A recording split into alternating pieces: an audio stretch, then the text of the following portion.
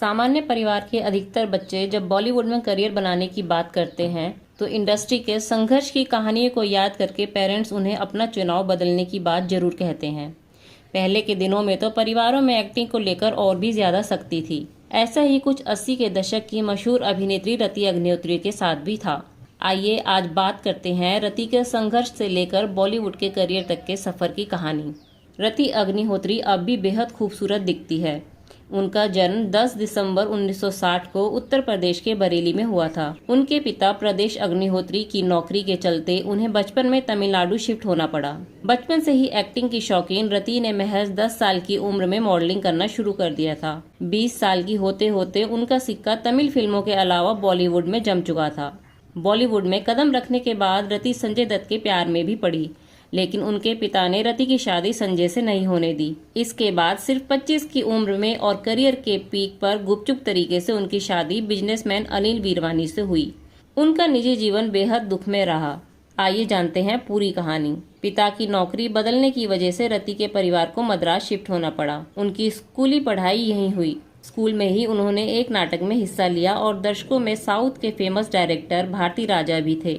उन्हें अपनी नई फिल्म के लिए एक हीरोइन की तलाश थी। सिर्फ 19 साल की उम्र में उनकी पहली तमिल फिल्म पुधिया वार्पुकल रिलीज हुई। सिर्फ 2 साल के अंदर ही रति ने करीब 15 तमिल, तेलुगु और कन्नड़ फिल्मों में काम कर स्टारडम कमा लिया। साल 1981 में आई फिल्म एक दूजे के लिए बॉलीवुड की सदाबहार फिल्मों में से एक मानी जाती है। इस फिल्म में कमल हसन और रति अग्निहोत्री की प्रेम कहानी आज भी दर्शकों की जुबान पर है। इस फिल्म के लिए रति को फिल्म फेयर बेस्ट एक्ट्रेस के लिए नॉमिनेट भी किया गया। इसी साल संजय दत्त की फिल्म रॉकी भी रिलीज हुई। संजय भी अपनी पहली फिल्म से स्टार बन चुके थे। संजय दत्त का अफेयर कई अभिनेत्रियों से रहा है, लेकिन रति अग्निहोत्री उनके प्यार में पागल थी। वह उस समय ड्रग्स की लत से जूझ रहे थे। संजय दत्त से शादी कर फिल्मी करियर छोड़ने तक के लिए तैयार हो गई थी। हालांकि उनके पिता प्रदेश अग्निहोत्री को यह रिश्ता मंजूर नहीं था। रति के लिए उनके पिता संजय को सही लड़का नहीं मान रहे थे। अपनी बेटी रति को समझाने के लिए उनके पिता ने फ्रीलांस फोटोग्राफर को हायर किया।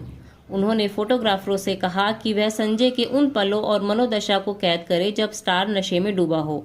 इसके बाद कई तस्वीरों को मिलाकर रति के पिता ने एक वीडियो बनाकर अपनी बेटी को दिखाया। इसके बाद उन्होंने अपनी बेटी से संजय से शादी नहीं करने के लिए कहा। इस घटना के कुछ समय बाद ही रति के पिता ने बेटी के लिए रिश्ता तलाश लिया। बेहद ही सादगी भरे समारोह में रति का विवाह बिजनेसमैन अनिल वीरवानी से हुआ।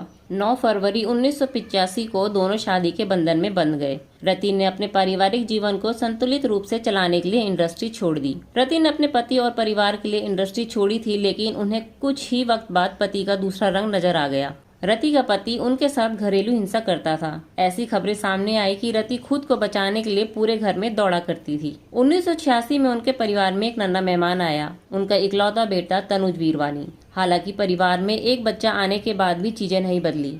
रति अपने पति के इन अत्याचारों को 30 साल तक झेलती रही। वह भीतर ही भीतर घुट रही थी, लेकिन वह बाहर हमेशा खुद को खुश दिखाने का प्रयास करती। एक अखबार को दिए बयान में रति ने कहा, मुझे लगता था कि मैं पिटते पिटते ही मर जाऊंगी। 14 मार्च 2015 को रति ने अपने पति के खिलाफ घरेलू हिंसा का मामला दर्ज कराया। इसके बाद दोनों का रिश्ता खत्म हो गया। हालांकि रति के भीतर इस बात का दुख हमेशा रहा कि उन्होंने जिसके लिए इतना कुछ छोड़ा, उसने उन्हें जख्मों के सिवा कुछ नहीं दिया। रति से जब इस बारे में सवाल किया गया तो उन्होंने कहा था कि बच्चे पर बुरा असर ना पड़े, इसलिए वह शादी बचाती रही। साल 2001 में उन्होंने दोबारा बड़े पर्दे पर वापसी की। उन्हें कई फिल्मों में मां की भूमिका निभाते हुए देखा गया है।